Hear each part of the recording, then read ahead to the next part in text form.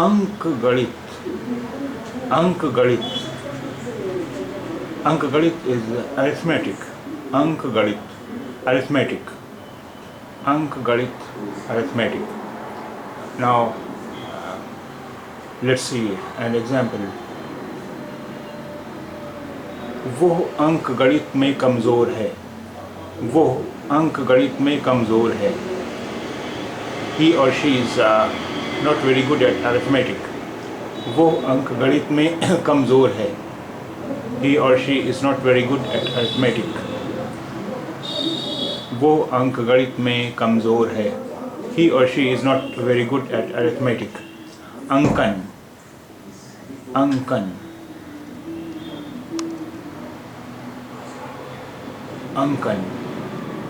An item, for example, a piece of information that is written in an account book, diary, etc. Ankan. An item, for example, a piece of information that is written in an account book, diary, etc. Ankan. An item, for example, a piece of information that is written in an account book, diary, etc. Now, let's see an example. आप इस सामान का stock में अंकन कर लें. आप इस सामान का स्टॉक में अंकन कर लें. Please enter the goods in the stock.